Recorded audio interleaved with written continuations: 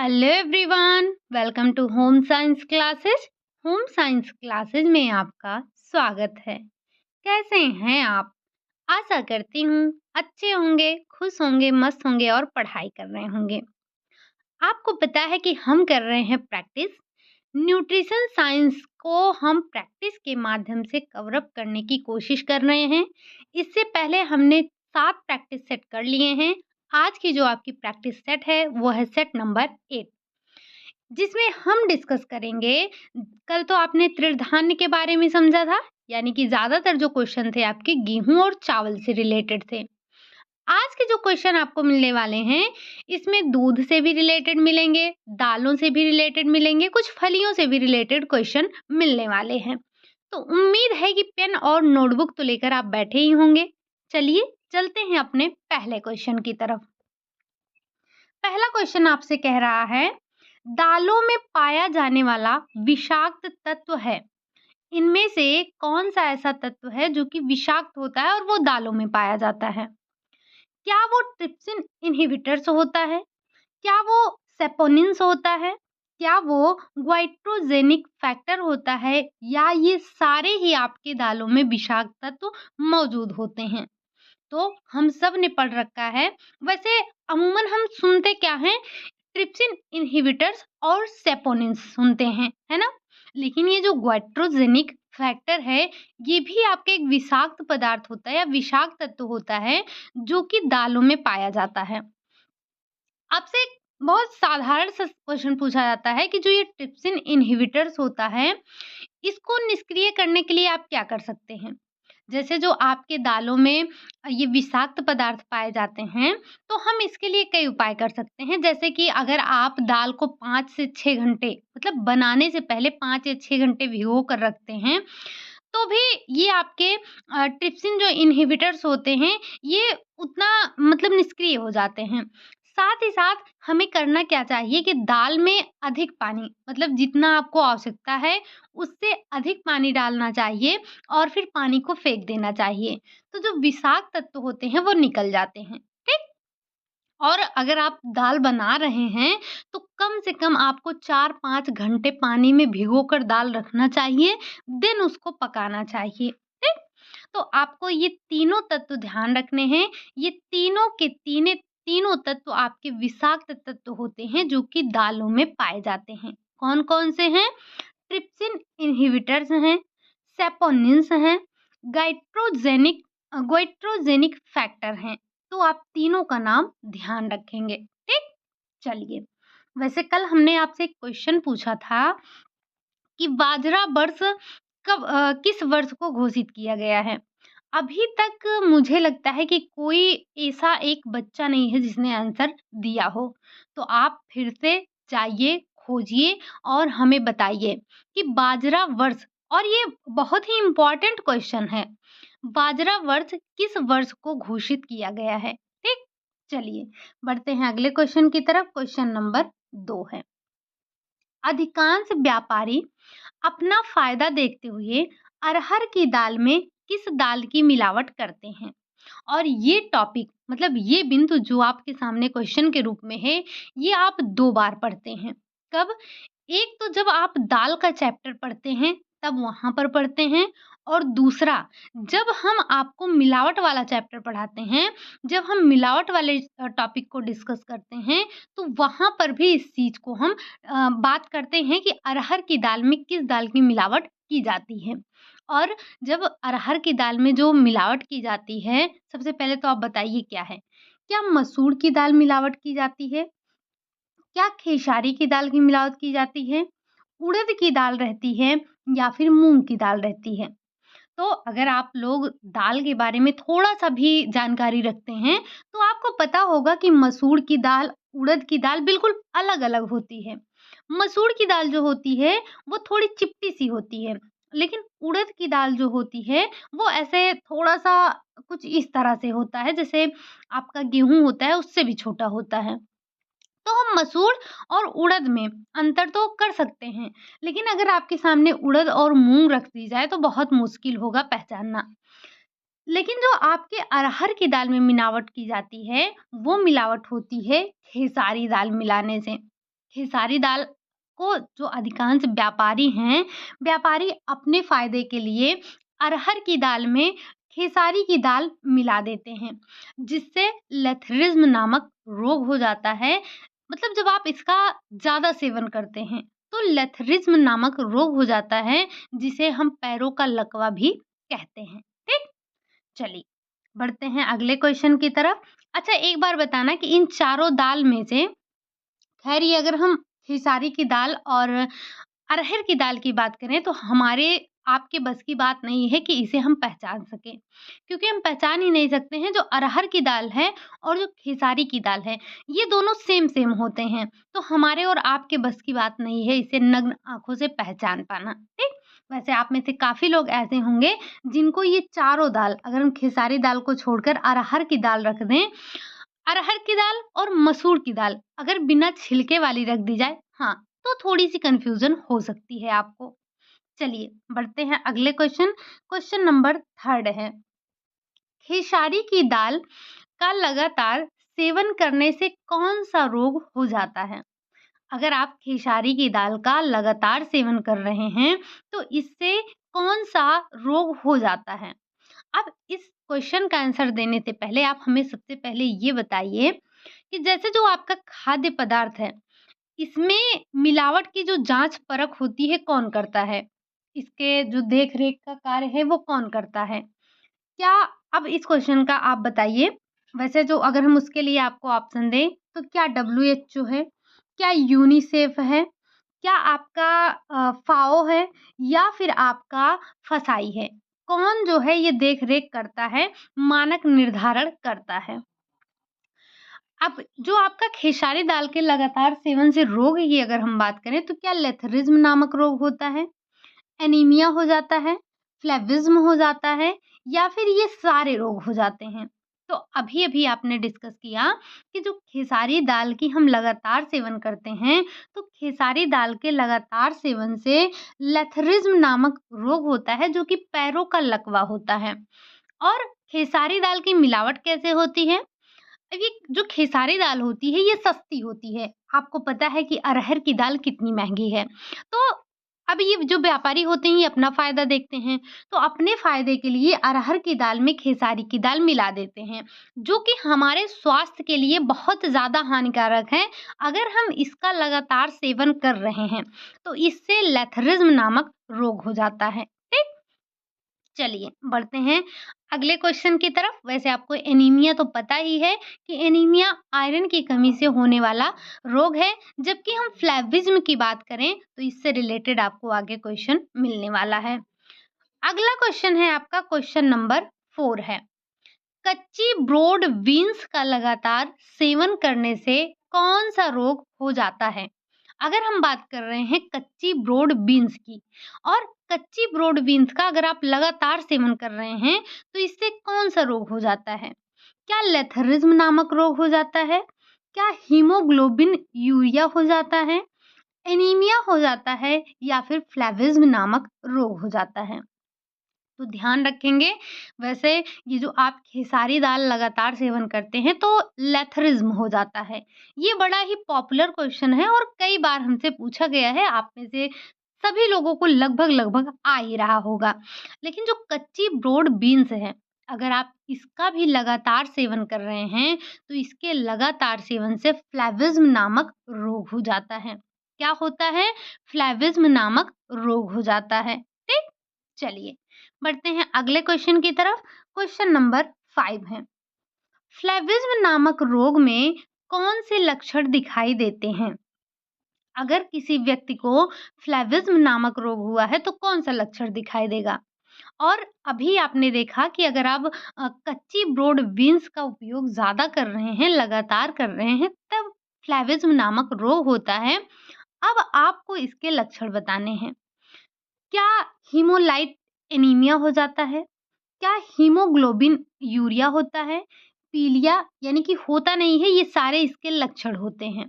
तो उपरोक्त सभी आपका राइट आंसर हो जाएगा।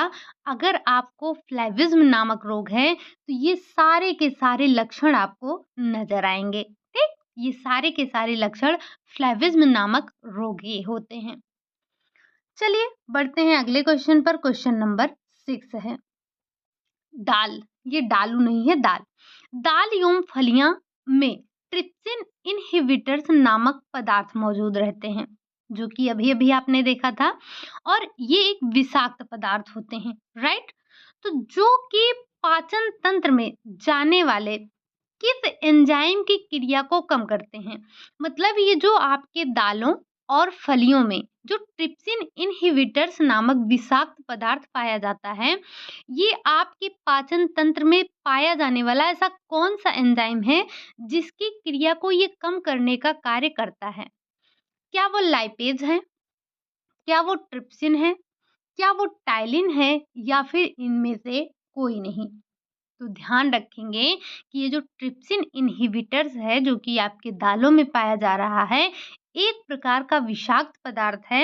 ये आपके पाचन तंत्र में पाए जाने वाले ट्रिप्सिन नामक एंजाइम की क्रिया को कम करने का कार्य करता है। ठीक, चलिए बढ़ते हैं अगले क्वेश्चन की तरफ। क्वेश्चन नंबर 7, सबसे अधिक मात्रा में किस दाल में प्रोटीन उपस्थित होता है। अब सबसे पहले तो अब ऐसे क्वेश्चन आपके सामने आ गया, इसके लिए आपको ये पता होना चाहिए कि किस दाल में कितना प्रोटीन पाया जाता है। और दालें हमारे पास 1-2 नहीं हैं, दालें हमारे पास बहुत हैं। तो अगर कुछ जैसे जो प्रमुख दालें हैं उनका अगर हम प्रोटीन वैल्यू मतलब जो प्रोटीन उपस्थित होता है उसको ध्यान रख सकें तो बहुत अच्छी बात है। एक बार हम देख लेते हैं कि चना, मूंग, अरहर, उड़द, इन सब की दालों में प्रोटीन की मात्रा कितनी होती है, तो आप आसानी से बता पाएँगे कि कौन-सा आपका सबसे ज़्यादा प्रोटीन वाला दाल है, ठीक? अगर हम चना के दाल की बात करें, तो इसमें जो प्रोटीन पाया जाता है वो 20.8 पाया जाता है, 20.1% पाया जाता है।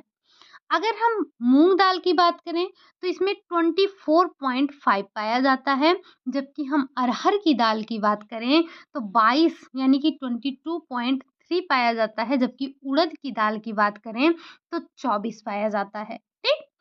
अब सबसे ज़्यादा किसमें पाया जा रहा है? तो आप देख सकते हैं जो मूँग की दाल है, इसमें सबसे अधिक प्रोटीन पाया जाता है। कितना प्रोटीन पाया जाता है?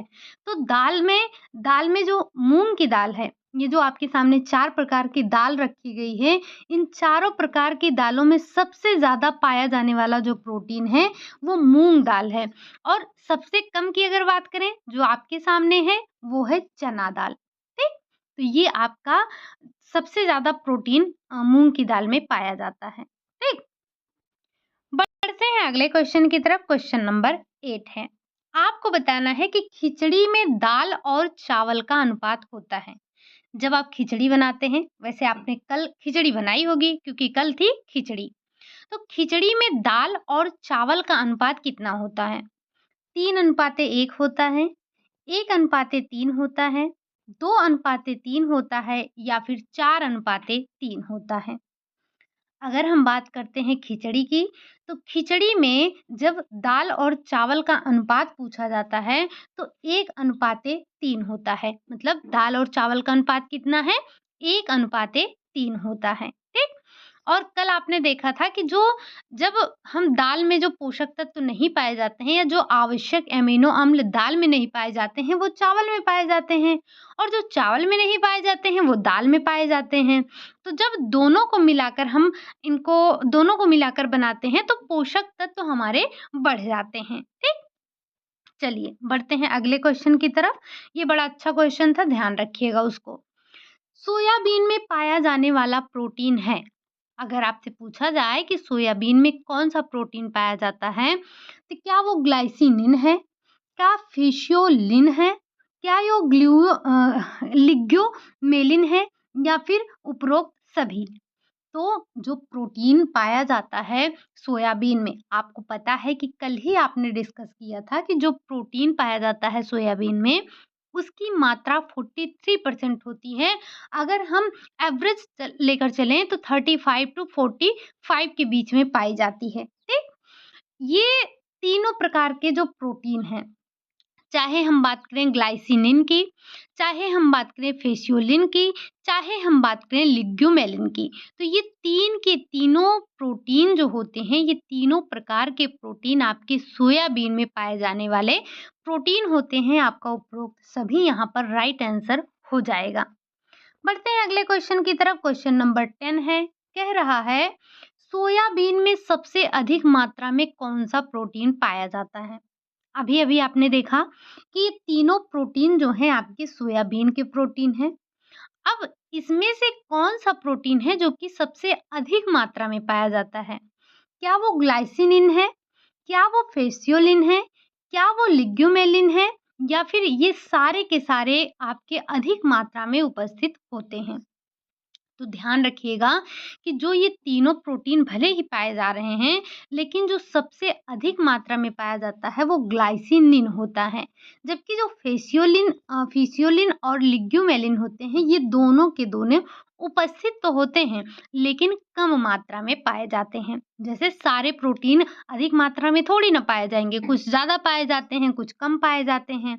तो ये दोनों आपके क्या होते हैं, कम मात्रा में पाए जाते हैं। जबकि ग्लाइसिनिन की बात करें तो ये सबसे अधिक मात्रा में पाया जाने वाला प्रोटीन है। और किसमें पाया जाने वाला है? तो सोयाबीन में पाया जाने वाला प्रोटीन है।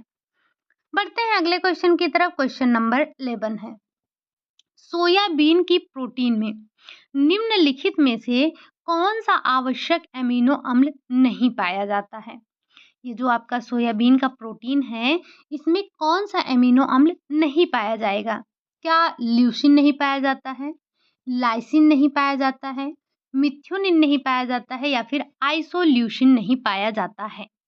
तो ध्यान रखेंगे कि सोयाबीन में ये जो आपका मिथ्योनिन है, मिथ्योनिन आवश्यक एमिनो अम्ल नहीं पाया जाता है और इसकी अनुपस्थित आपको दालों में भी देखने को मिलती है।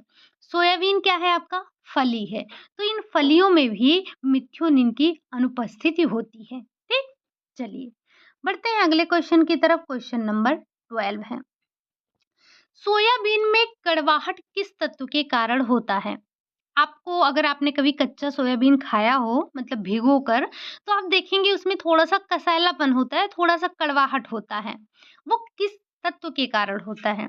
क्या स्कॉर्बिक एसिड की वजह से होता है? क्या राइबोफ्लेविन की वजह से होता है? या फिर ट्रिप्सिन इन्हिबिटर्स की वजह से होता है? या इनमें से कोई ऐसा नहीं है जिसकी वजह से कड़वाहट उसमें होती है?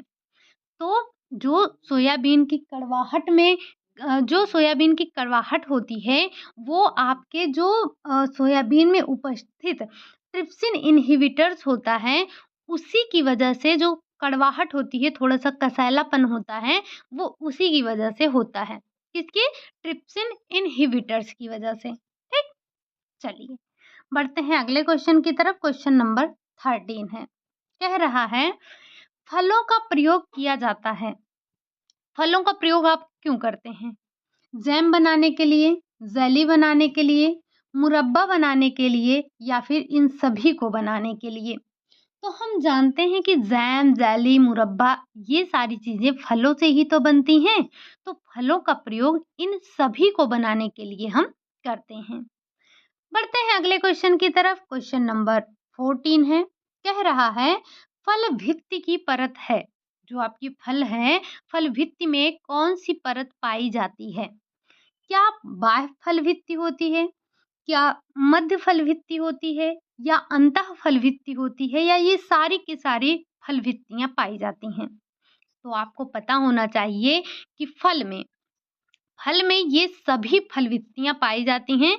जैसे आपने अनाज की 3 परतें देखी, जैसे मतलब चावल, गेहूँ, इन सब की 3-3 परतें देखी, वैसे आप ये कह सकते हैं कि फल के भी 3 पार्ट होते हैं। एक होता है आपका बाह्य फलवित्त, एक होता है आपका मध्य फलवित्त और एक होता है आपका अंतः फलवित्त। तो ये तीनों के तीनों ही आपके फल-वित्तियाँ होती हैं। ठीक? चलिए बढ़ते हैं अगले क्वेश्चन की तरफ। क्वेश्चन नंबर 15 कह रहा है फलों का प्रकार है, मतलब फल कितने प्रकार के होते हैं? क्या बीज युक्त फल होते हैं? क्या सरस फल होते हैं? क्या संग्रथित फल होते हैं? या फिर उपरोक्त सभी? तो ध्यान रखेंगे ये सभी प्रकार के फल होते हैं, चाहे हम बीज युक्त फल की बात करें, सरस फल की बात करें या फिर संग्रथित फल की बात करें, तो ये तीन के तीनों ही आपके फलों के प्रकार के अंतर्गत आते हैं। बढ़ते हैं अगले क्वेश्चन की तरफ। क्वेश्चन नंबर 16 कह रहा है, फलों में अभोज्य भाग पाया जाता है। जो फल का अभोज्य मतलब जो खाया नहीं जाता है, वो कितने प्रतिशत होता है? 20% होता है, 25% होता है, 30% होता है या फिर 39% होता है? तो ध्यान रखेंगे, इसे याद रखना है कि जो फलों में अभोज्य भाग पाया जाता है वो 39% यानी कि 39% पाया जाता है। ठीक। अगला क्वेश्चन है आपका क्वेश्चन नंबर 17 कह रहा है, अच्छा अगर हम आपसे ये पूछें कि फलों का भोज्य पदार्थ कितना होता है तो आप क्या बताएंगे? तो आप हमें बताएंगे कि भोज्य पदार्थ कितना पाया जाता है। अभोज्य 39 है, अब आप उसी को माइनस कर देंगे तो आपका भोज्य आ जाएगा। आप बताएंगे कि भोज्य पदार्थ कितना होता है। ठीक। केले में अधिक मात्रा में पाया जाता है, जो केला होता है उसमें अधिक मात्रा में क्या होता है? क्या कार्बोज होता है, वसा होता है, प्रोटीन होता है या फिर खनिज लवण होता है? तो ध्यान रखेंगे केले में सबसे अधिक मात्रा में कार्बोज पाया जाता है। क्या होता है? कार्बोज पाया जाता है। अगला क्वेश्चन है आपका क्वेश्चन नंबर 18 कह रहा है, शर्करा युक्त सब्जियां हैं। अच्छा शर्करा युक्त से क्या मतलब समझ में आ रहा है? शर्करा युक्त से मतलब कि जिसमें कार्बोहाइड्रेट पाया जाता है। तो शर्करा युक्त सब्जियां कौन सी हैं? अरवी हैं, आलू हैं, शकरकंद हैं या फिर ये सारे के सारे हैं? तो हमें पता है ना कि इन सब से हमको कार्बोहाइड्रेट मिलता है। ये सारे के सारे आपके शर्करा युक्त सब्जियां होती हैं। उपरोक्त आपका सभी यहाँ पर राइट आंसर हो जाएगा। बढ़ते हैं अगले क्वेश्चन की तरफ।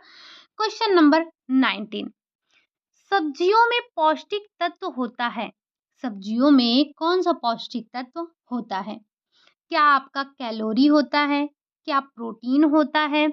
खनिज लवण होता है? विटामिन होता है या फिर उपरोक्त सभी? तो यहाँ पर आपसे ये नहीं पूछा गया है कि सब्जियों में कौन सा पौष्टिक तत्व सबसे अधिक मात्रा में होता है। आपसे ये पूछा जा रहा है कि सब्जियों में कौन सा पौष्टिक तत्व उपस्थित होता है। तो ये सारे के सारे आपके पौष्टिक तत्व सब्जियों में उपस्थित होते हैं, लेकिन आप एक बात को ध्यान रखिएगा कि जो फल और सब्जियां हैं ये विटामिन और मिनरल्स के रिच सोर्स हैं। ठीक। बाकी कैलोरी और ये प्रोटीन भी आपके सब्जियों में पाए जाते हैं। बढ़ते हैं अगले क्वेश्चन की तरफ। क्वेश्चन नंबर 20 है, हरी पत्तेदार सब्जियां हैं क्या हैं? मेथी के पत्ते हैं, पालक हैं, मूली के पत्ते हैं या फिर उपरोक्त सभी? तो ये सारी की सारी हरी पत्तेदार सब्जियां ही तो हैं। उपरोक्त सभी आपका राइट हो जाता है। बढ़ते हैं अगले क्वेश्चन की तरफ। क्वेश्चन नंबर 21 कह रहा है, निम्नलिखित में से कौन सा अमीनो अम्ल सोयाबीन में सबसे अधिक मात्रा में पाया जाता है? सबसे पहले तो आपको ध्यान ये रखना है कि ये सारे के सारे जो जितने भी आपको अमीनो अम्ल दिख रहे हैं ये आपके सोयाबीन में पाए जाते हैं। अब आपको बताना है कि सबसे अधिक मात्रा में कौन सा अमीनो अम्ल पाया जाता है। तो सबसे अधिक बताने के लिए हमें ये भी तो जानना ज़रूरी है कि कितने कितने मात्रा में कौन सा अमीनो अम्ल उपस्थित है। अगर हम बात करें ग्लूटामिक एसिड की, तो ये आपका पाया जाता है 18.7%। ठीक। अगर हम एस्पार्टिक एसिड की बात करें तो ये आपका पाया जाता है 11.7%। आर्जिनिन की बात करें तो 7.2% होता है। अगर हम बात करें वेलिन की तो वेलिन आपका 4.8% पाया जाता है। ठीक। यहाँ पर क्या पूछा गया है? सबसे अधिक। तो सबसे अधिक कौन सा है? यही जो आपका 18.7% है। ये है कौन सा? तो ये है ग्लूटामिक एसिड। ये सबसे अधिक मात्रा में पाया जाता है। अगर हम यहाँ पर उपस्थित इन्हीं चारों में से सबसे कम की बात करें तो आपको पता है कि वेलिन आएगा, क्योंकि वेलिन क्या है, वेलिन आपका 4.8% पाया जाता है। जबकि ग्लूटामिक एसिड की बात करें तो ये आपका 18.7 यानी कि 18.7% पाया जाता है। राइट आंसर क्या हो जाएगा, फर्स्ट वाला ग्लूटामिक एसिड। ये जो आपको पॉइंट मिल रहे हैं, जैसे कि स्पार्टिक एसिड कितना पाया जाता है, आर्जिनिन कितना पाया जाता है, वेलिन कितना पाया जाता है, ग्लूटामिक एसिड कितना पाया जाता है, एक बार आप इसे कहीं ना कहीं नोट डाउन जरूर कर लीजिएगा। बढ़ते हैं अगले क्वेश्चन की तरफ। क्वेश्चन नंबर 22 पूछा जा रहा है, निम्नलिखित में से कौन सा एमिनो अम्ल सबसे कम मात्रा में पाया जाता है। ध्यान रखिएगा, यहाँ पर थोड़ा सा एक शब्द छूट गया है, पूछा जा रहा है सोयाबीन में। ठीक, तो आप ये ध्यान रखेंगे कि यहाँ पर भी सोयाबीन की बात हो रही है। किसकी, सोयाबीन की बात हो रही है कि सोयाबीन में सबसे कम मात्रा में जो ये आपके अमीनो अम्ल दिए गए हैं, कौन सा एमिनो अम्ल सबसे कम मात्रा में होता है। तो वही काम फिर से हम कर लेते हैं। सबसे पहले हम ये देख लेते हैं कि कितना परसेंट पाया जा रहा है। तो अगर हम सेरीन की बात करें तो सेरीन आपका 5.1% है। प्रोलिन की बात करें तो ये 5.5% है। अगर वहीं हम ग्लाइसिन की बात करें तो ग्लाइसिन आपका 4.2% है। जबकि लाइसिन की अगर हम बात करें तो 6.4% पाया जाता है। ठीक, तो आप यहाँ से आसानी से बता सकते हैं कि सबसे कम मात्रा में कौन सा एमिनो अम्ल पाया जा रहा है सोयाबीन में, तो वो पाया जा रहा है आपका ग्लाइसिन। अगर इसमें से जो उपस्थित है सबसे अधिक मात्रा में तो प्रोलिन कहेंगे। ठीक, राइट आंसर आपका क्या हो गया, ग्लाइसिन हो गया। इसे भी कहीं ना कहीं नोट डाउन करिएगा। आपने 8 एमिनो अम्ल देख लिए, कितने कितने मात्रा में सोयाबीन में पाया जा रहा है। बढ़ते हैं अगले क्वेश्चन की तरफ। क्वेश्चन नंबर 23, सब्जियों का लाल व बैंगनी रंग किस तत्व की उपस्थिति के कारण होता है। सब्जियों में जो लाल और बैंगनी रंग है वो किस तत्व की उपस्थिति के कारण होता है। क्या एंथोसायनिन की वजह से होता है, क्या क्लोरोफिल की वजह से होता है, क्या लाइसिन की वजह से होता है, या हम इनमें से कोई की जगह लाइकोपिन रख लें। क्या है, लाइकोपिन रख लें, तो आप क्या हमें आंसर बताएंगे। तो ध्यान रखिएगा, यहाँ पर लाल बैंगनी रंग की बात हो रही है तो आपको लाइकोपिन पर नहीं जाना है, क्योंकि हमने रट रखा है, हमें बचपन से ही पता है कि टमाटर का लाल रंग क्यों होता है, लाइकोपिन की वजह से। लेकिन टमाटर के लाल रंग की वजह से आप इसे लाल और बैंगनी रंग को आप लाइकोपिन से मत जोड़िएगा। आपको पता है कि जो सब्जियों का लाल और बैंगनी रंग होता है वो एंथोसायनिन की वजह से होता है, लाइकोपिन आप नहीं लगाएंगे। अगर ऑप्शन में होता तब भी, ऑप्शन में होता तब भी आप नहीं लगाते, क्योंकि ये आपका एक बार और कहीं पूछा जा चुका है। एक्चुअली मुझे पूरा पूरा क्वेश्चन याद नहीं है कि वो क्या था, लेकिन मुझे इतना याद है कि वहाँ पर ऑप्शन आपका लाइकोपिन भी था। लेकिन यहाँ पर अगर आपसे लाल और बैंगनी पूछा जा रहा है तो एंथोसायनिन आप ध्यान रखेंगे। ठीक, राइट आंसर क्या हो गया, तो राइट आंसर आपका हो गया एंथोसायनिन हो गया। अगला आपको पता है कि क्लोरोफिल ये हरे रंग के लिए जिम्मेदार होता है। ठीक, चलिए बढ़ते हैं अगले क्वेश्चन। क्वेश्चन नंबर 24, सब्जियों में रंजक तत्वों की अनुपस्थिति के कारण के परिणाम स्वरूप सब्जियों का रंग हो जाता है। जैसे अगर सब्जियों में रंजक पदार्थ नहीं उपस्थित हैं तो जो आपका सब्जी है उसका रंग कैसा हो जाएगा, लाल हो जाएगा, पीला हो जाएगा, हरा हो जाएगा, या फिर सफेद हो जाएगा। तो अगर रंजक अनुपस्थित है तो रंग कैसा होगा, सफेद। कैसा हो जाएगा, रंग आपका सफेद हो जाएगा। बढ़ते हैं अगले क्वेश्चन की तरफ। क्वेश्चन नंबर 25, आपने अभी देखा था कि फल भित्ति के बारे में बात की थी, तो आप मोटी फल भित्ति की परतों में शामिल है। जो आपकी फल भित्ति थी, आपने मध्य, अंत और बाह्य, ये 3 फल भित्तियों के बारे में बात की थी। इसी में आपका जो मोटी फल भित्ति होती है, आपको बताना है उसके कौन-कौन से पार्ट हैं।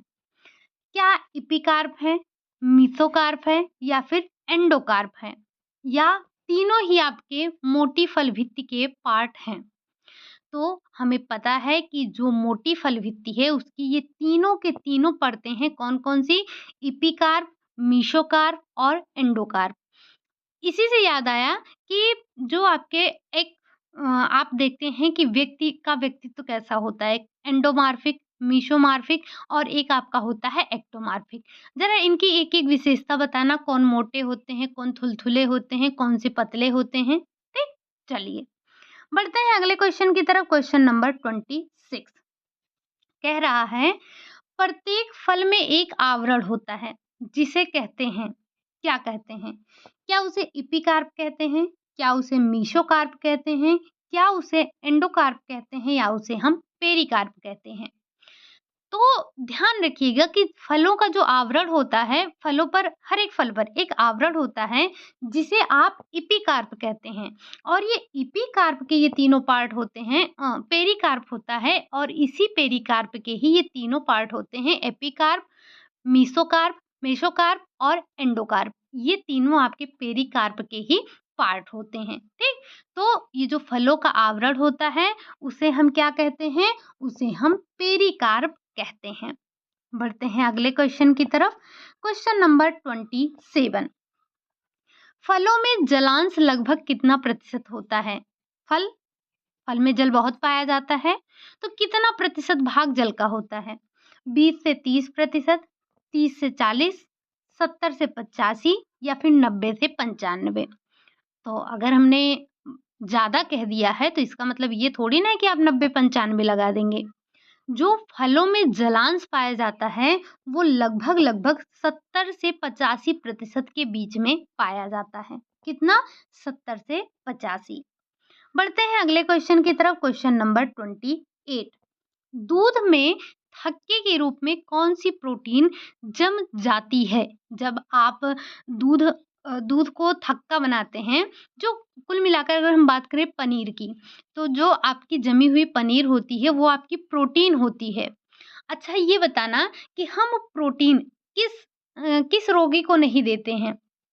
मतलब जो यहाँ से आप समझिए कि जो गठिया के रोगी होते हैं, गठिया के रोगी को हम प्रोटीन नहीं देते हैं। अगर कोई गठिया का रोगी है, तो हम उसे दाल नहीं देते हैं, क्योंकि दाल क्या है? दाल प्रोटीन का रिच सोर्स होता है। अगर कोई गठिया का रोगी है, तो उसे हम पनीर नहीं देंगे, क्योंकि जो आप पनीर खा रहे हैं, वो प्योर प्रोटीन ही है।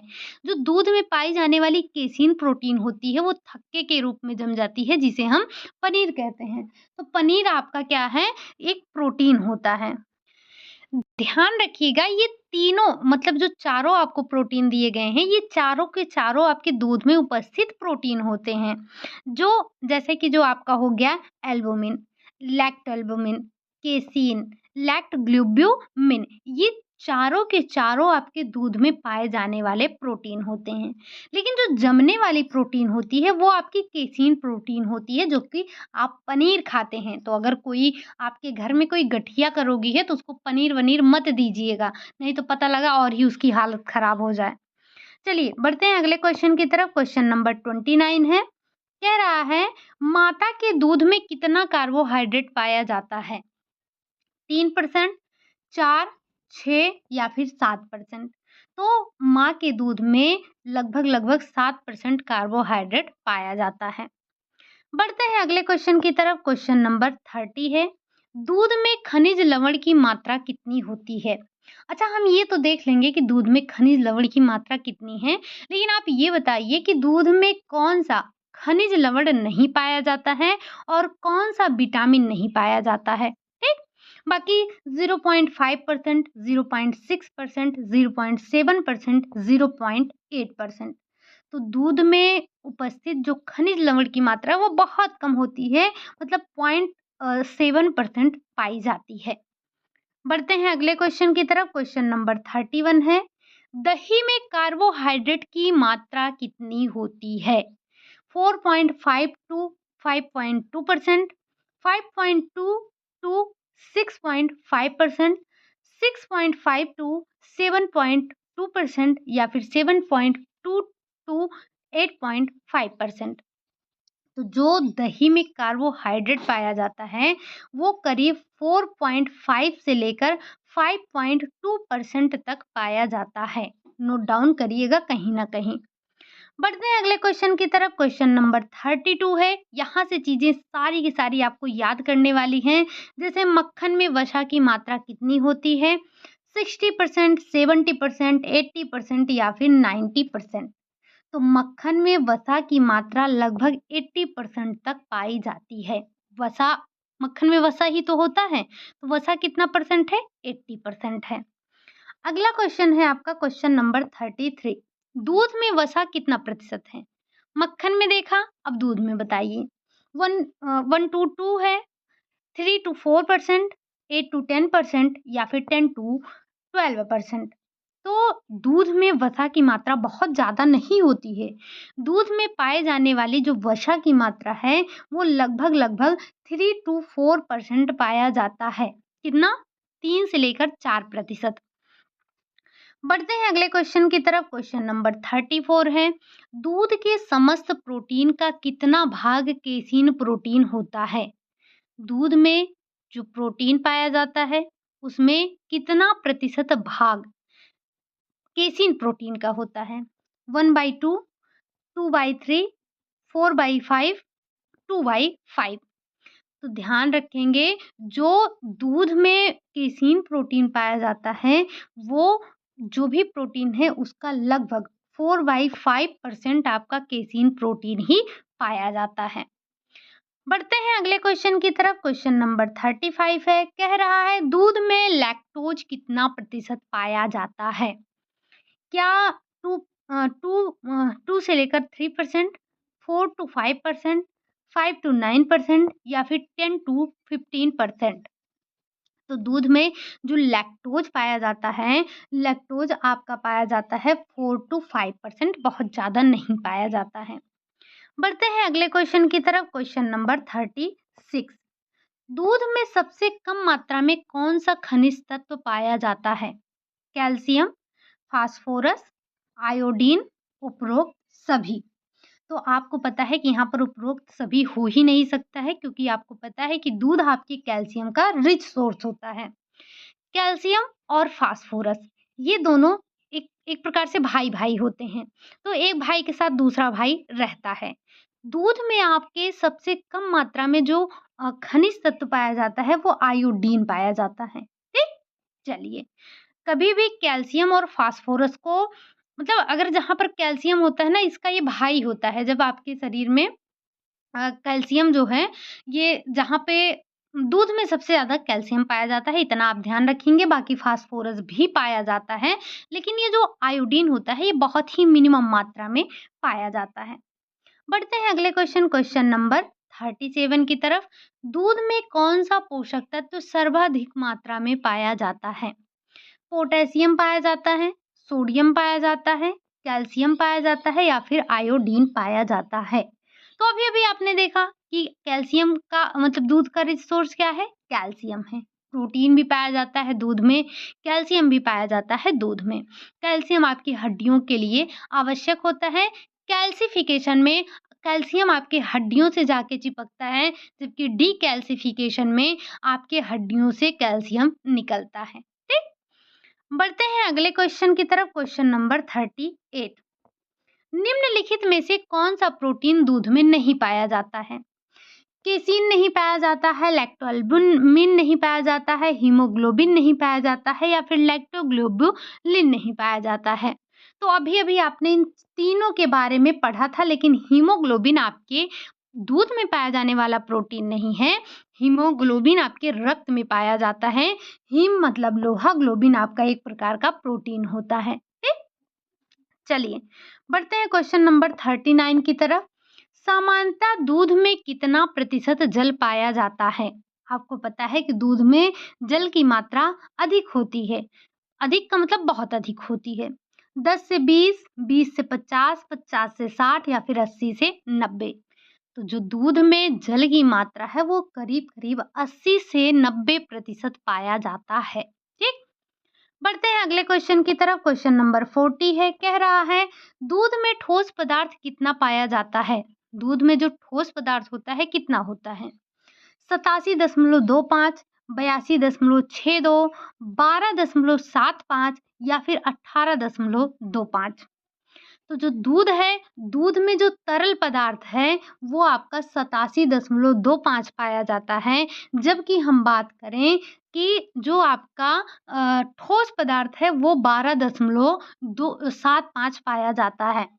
अगर आपने दूध का चैप्टर देखा है, तो वहाँ पर हमने आपको बताया है कि ठोस पदार्थ में क्या-क्या आएगा, तरल पदार्थ में क्या-क्या आएगा। अगर आपको याद है, आपने मिल्क का चैप्टर लिया है, तो एक बार कमेंट बॉक्स में ज़रूर बताइएगा कि जो 87.2% ठोस पदार्थ सॉरी तरल पदार्थ पाया जा रहा है, इसमें क्या है? और जो आपका ठोस पदार्थ पाया जा रहा है, उस इसमें क्या है? ठीक? बढ़ते हैं क्वेश्चन नंबर 41 की तरफ। 41 कह रहा है, होल्डर विधि में दूध को कितने डिग्री तापमान पर गर्म किया जाता है? होल्डर विधि आपने पढ़ रखी है। 60 से 62%, 63 से प्रतिशत नहीं, सॉरी प्रतिशत रट रखे हैं। 60 to 62 degree Celsius, 63 to 66 degree Celsius, 68 to 70 degree Celsius या फिर 90 टू 100 डिग्री सेल्सियस। तो ध्यान रखेंगे, होल्डर विधि जो है, होल्डर विधि में जो आप तापमान रखते हैं दूध को गर्म करने के लिए, वो टेम्परेचर आपका होता है 63 टू 66 डिग्री सेल्सियस होता है। ठीक, बढ़ते हैं अगले क्वेश्चन की तरफ। क्वेश्चन नंबर 42, होल्डर विधि में दूध को 63 टू 66 डिग्री तापमान पर आधा घंटा हम गर्म करते हैं। उसके बाद तीव्रता से तापमान कितने डिग्री सेल्सियस हम कर देते हैं?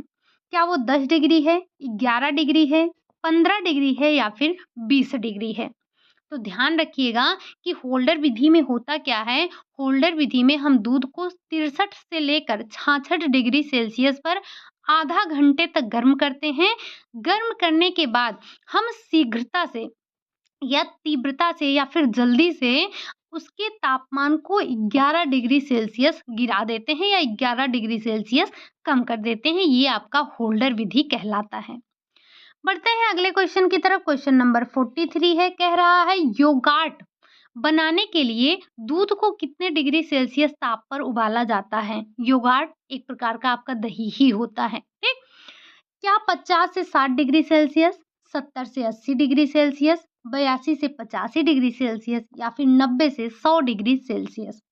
तो ये ध्यान रखना है आपको कि जब योगार्ट बनाने के लिए आप दूध को गर्म करते हैं, तो उस टाइम पर जो टेम्परेचर होता है, वो 82 से लेकर 85 डिग्री सेल्सियस रखते हैं। 100 के नीचे ही रहता है आपका। ठीक, बढ़ते हैं अगले क्वेश्चन की तरफ। क्वेश्चन नंबर 44, गेहूं के उत्पाद में शामिल है, मतलब गेहूं में आप क्या क्या बनाते हैं? मैदा बनाते हैं, सूजी बनाते हैं, दलिया बनाते हैं या फिर उपरोक्त सभी? तो आपको पता है कि गेहूं, ये सारे उत्पाद गेहूं के ही तो हैं, चाहे हम मैदे की बात करें, चाहे हम सूजी की बात करें, चाहे हम दलिया की बात करें, और एक आपका और होता है आटा। तो ये चारों चीजें आपके गेहूं से ही बनने वाले होते हैं। बढ़ते हैं अगले क्वेश्चन की तरफ। क्वेश्चन नंबर 45 और आज का आपका लास्ट क्वेश्चन। क्वेश्चन है कि पोषक तत्व की दृष्टि से, यानी कि पोषण की दृष्टि से गेहूं का अच्छा उत्पाद क्या है? आटा है, मैदा है, सूजी है, दलिया है। तो अगर हम पोषण की दृष्टि से देखें, जो हमारे गेहूं से बनने वाले खाद्य पदार्थ हैं या उत्पाद हैं, तो ये चारों हैं। इन चारों में जो सबसे ज़्यादा पौष्टिक तत्व उपस्थित होता है, वो दलिया में होता है। और सबसे ज़्यादा जो पोषक तत्व नष्ट होते हैं आपके, वो मैदे में होते हैं। यानी कि मैदा पोषक तत्व इसमें सबसे ज़्यादा गायब होते हैं, दलिये में पोषक तत्व सबसे ज़्यादा होता है। ठीक? तो ये था आज का आपका 45 क्वेश्चन। और आप में से कुछ लोग, मतलब आप ये चाहते हैं कि हम आपको एक मॉडल पेपर कराएँ जिसमें आपका 125 क्वेश्चन होता है। तो देखिए, 125 क्वेश्चन हर दिन निकाल पाना थोड़ा-सा मेरे लिए भी मुश्किल होगा, क्योंकि इतना टाइम नहीं होता है कि हर दिन आपके लिए 125 क्वेश्चन तैयार किए जाएँ।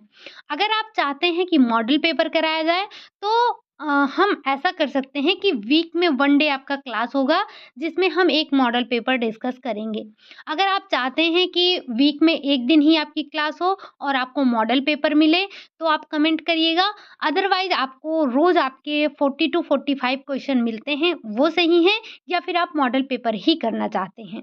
वैसे अ, हर दिन एक नया क्वेश्चन निकाल पाना 40 क्वेश्चन 45 क्वेश्चन अपने आप में भी एक चैलेंज होता है, क्योंकि इतना समय नहीं होता है कि हर दिन आपके लिए 125 या 100 क्वेश्चन निकाला ही जाए। हाँ, अगर किसी बुक से जैसे आपकी मार्केट में कई ऐसे प्रैक्टिस सेट मिल जाएँगे जो कि 125 के हैं, तो वहाँ से करवाना कोई मतलब सही थोड़ा-सा कम लगता है। जब हम अपने आप से क्वेश्चन बनाते हैं, तो वो ज़्यादा सही लगता है। बने-बनाए क्वेश्चन लाके 125 क्वेश्चन करवा देना, ये थोड़ा-सा मुझे कम सही लग रहा है। लेकिन अगर आप चाहते हैं मॉडल पेपर ही करना, तो हफ्ते में आपकी 1 ही दिन क्लास हो पाएगी, क्योंकि टाइम थोड़ा-सा मेरे पास कम है। तो आपके लिए 125 तो हर दिन करवा पाना मुश्किल है। लेकिन अगर आप चाहते हैं कि हम मॉडल पेपर ही करें, तो ये आपकी हर दिन क्लास नहीं होगी और 1 ही दिन आपकी हो पाएगी, वो भी 125 की। और अगर आप चाहते हैं कि आप अपने पूरे सिलेबस को क्वेश्चन के माध्यम से एक बार कवर अप कर लें, तो भी बताइएगा, हम हर दिन 40 टू 45 क्वेश्चन कर लेंगे, ठीक? जैसे अभी तक आपने आज की जो प्रैक्टिस सेट थी, आपकी सेट नंबर 8 थी, जिसमें आपने काफ़ी कुछ डिस्कस कर लिया है। चाहे हम आपके पोषक तत्वों की बात करें, पाँचों पोषक तत्व हमने डिस्कस कर लिए हैं, हमने संतुलित आहार के बारे में चर्चा कर लिया है, पोषण, कुपोषण ये सारी चीज़ें समझ ली हैं। साथ ही साथ हमने दूध से संबंधित कुछ चीज़ें, दाल, फलियाँ, अनाज इन सब के बारे में डिस्कस कर लिया है। तो इस तरह से हम अगर करेंगे हर दिन, तो ज़्यादा कवर अप कर पाएँगे बजाय सीरीज़ करने के 125 की, ठीक? तो एक बार आप लोग कमेंट करके बताना कि आपको हफ्ते में 1 दिन वाली क्लास चाहिए या डेली आपको चाहिए, ठीक? चलिए फिर आज के लिए यही इतना रखते हैं। क्लास आपको कैसी लगी कमेंट करना ना भूलिएगा। साथ ही साथ जो क्वेश्चन आपसे पूछे गए हैं उसका भी जवाब ज़रूर दीजिएगा। मिलते हैं कल की क्लास में, तब तक के लिए आप सभी खुश रहिए, मस्त रहिए, पढ़ाई करते रहिए, रिवीजन वगैरह करते रहिए। Bye bye, take care.